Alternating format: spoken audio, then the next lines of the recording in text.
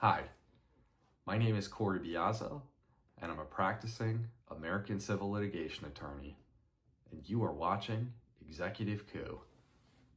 In today's episode, we're going to briefly discuss the Trump administration's seemingly pushing the boundaries and norms of traditional government practice again. This time, it appears the administration may have directed the potentially unlawful use of federal law enforcement officers against the staff in the office of a sitting congressman. The potential use of federal law enforcement officers to harass and attempt to intimidate a member of a co-equal branch of government, Congress, who is a member of the opposing political party of the president, reeks of authoritarian corruption and abuse of power practices that we have witnessed from authoritarian regimes abroad. Fortunately, our founders were wise in their vision of the U.S. Constitution that was created after the U.S. took its independence from an authoritarian monarchy. While not perfect, the U.S. Constitution has provided us with a number of safeguards to prevent rule by authoritarian regimes in the United States. On Wednesday, May 28, 2025, two uniformed officers of the U.S. Department of Homeland Security arrived at the Manhattan office of Congressman Gerald Nadler, located in the Greater New York Federal Building. Congressman Nadler's office happens to be located in a building that also houses an immigration courthouse. A brief video clip of the incident, which is available on sources such as YouTube, shows a Department of Homeland Security uniform officer saying that members of Congressman Nadler's office were, quote, harboring rioters in their office, while another officer is seen placing another staffer of Congressman Nadler's office who is crying into handcuffs. In the video, you can see one of the DHS uniformed officers saying, quote, I'm a federal officer, to a second congressional staffer, adding, quote, we have the right to check. The video shows the second staff member who can be seen initially blocking the Department of Homeland Security officer's entrance to a private area in the office beyond the doorway, while asking whether the officers have a warrant to search the space, to which the officer replied that they didn't. The congressional staffer can be heard saying, quote, I'm not resisting. The Department of Homeland Security officer can be heard repeating, quote, stop resisting. You're harboring rioters in the office. Let me see what's in here. The staffer in the end acquiesced, seemingly while under duress, not wanting to end up in cuffs like her colleague. There are several potential legal issues to unpack here. First, we will address whether the search of the congressman's office was lawful. The Fourth Amendment of the U.S. Constitution provides, quote, the right of the people to be secure in their persons, houses, papers, and effects against unreasonable searches and seizures shall not be violated, and no warrants shall issue but upon probable cause, supported by oath or affirmation, and particularly describing the place to be searched and the persons or things to be seized. The U.S. Supreme Court has repeatedly stated, quote, ordinarily the reasonableness of a search depends on governmental compliance with the warrant clause, which requires authorities to demonstrate probable cause to a neutral magistrate and thereby convince him to provide formal authorization to proceed with the search by issuance of a particularized warrant. As you can see in the video referenced here, one of the DHS officers stated that the DHS officers did not have a search warrant when asked for one by one of the congressional staffers. The officers also did not appear to witness any alleged rioters enter the office.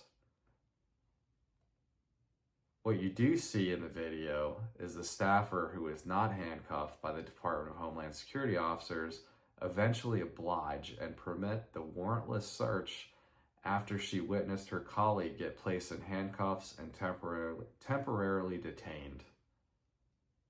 The U.S. Supreme Court has ruled that where there is valid consent, police can conduct a search of a premises without a warrant. However, consent must be given voluntarily and not while under the threat, duress, or coercion of government officials, including law enforcement officers. In this situation, while it appears the congressional staffer eventually gave consent to the DHS officer to search the congressional office, it appears that her consent may have been given under duress, which may constitute an unlawful search of the office in violation of several individuals' Fourth Amendment protections from unreasonable searches and seizures under the U.S. Constitution. Also, without seeing information such as the lease agreement or other documentation governing the Congressman's office space use within the federal government building, it's hard to come to a full conclusion because there may have been prior authorization for DHS to search the office because it is a lesser protected space by the Fourth Amendment than a place such as a private residence. However, I believe a court would likely find that a warrant or consent that was not given under duress was likely still required before DHS officers could search the office because of the nature of the separate branches of government and sensitivity to preventing abuses of power, such as situations where DHS officers who are employees of the executive branch could abuse government building protocols to harass and attempt to intimidate members of a co-equal branch of government. The Fourth Amendment of the U.S. Constitution also applies to the seizure of people. However, in a case called Terry versus Ohio, 1979, the U.S. Supreme Court created a limited basis where law enforcement could seize and temporarily detain people if there is an articulable suspicion that a person has committed or is about to commit a crime. In Michigan versus Summers, 1981, the U.S. Supreme Court found it permissible for an occupant of a house to be temporarily restrained while the house was being searched pursuant to a valid search warrant issued by a court. The Supreme Court held that the warrant made the occupant sufficiently suspect to justify his temporary seizure. The court said, quote, "Limited intrusion on the personal security of the person detained was justified by such substantial law enforcement interest that the seizure could be made on articulable suspicion not amounting to probable cause." In this situation, however, it's unclear from the short video clip released publicly why the officer handcuffed the congressional staffer. Clearly, there was no reasonable articulable suspicion that she was involved in the commission of a crime. There are no allegations that she struck any of the officers or that the officers had a reasonable suspicion that she was committing or was about to commit a crime. If she was simply just physically blocking entrance into the office without, for example, trying to strike the other officers to prevent a warrantless and unconsented to search, her detainment by the DHS officers was likely unlawful. While the officers were at the office to conduct a search, they did not have a warrant, and they had yet to receive consent to search the office at the time that the congressional staffer was handcuffed and temporarily detained. Therefore, based on the information that is currently publicly available, it appears that the officer's detention of the staffer was unlawful and may have served the purpose of coercing the other staffer into granting the DHS officers access into Congressman Nadler's New York office to conduct a warrantless search. Regardless of your politics, this appears to be a potentially highly inappropriate, illegal, and abusive use of government power to attempt to intimidate and harass a member of a co-equal branch of government. Notice how the DHS officers who conducted the apparent unlawful search and detention never stated their reason for believing that the congressman's office may have been, quote, harboring rioters. They never supplied any specific articulable facts to support even a reasonable suspicion that the congressman's office may have been, quote, harboring rioters. This should not be acceptable to any American, regardless of what party is wearing what shoes in this situation.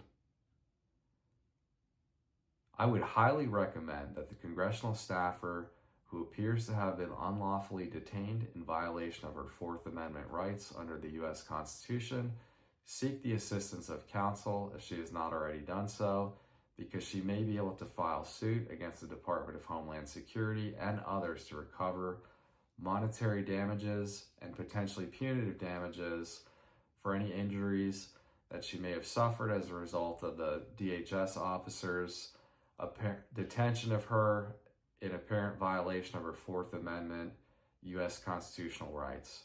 While the staffer does not appear to have been physically injured in her detainment, she could potentially recover damages for psychological injuries, personal humiliation, and impairment of reputation through what's called a Bivens action. The term comes from a 1971 U.S. Supreme Court case captioned Bivens versus 6 unknown named agents of Federal Bureau of Narcotics, where the court held that individuals may pursue litigation against the federal government to recover monetary damages for Fourth Amendment violations. Keep following Executive Coup for further updates on this matter and others related to the apparent executive coup attempt that is unfolding in the U.S. federal government at the direction of President Donald J. Trump. Thank you.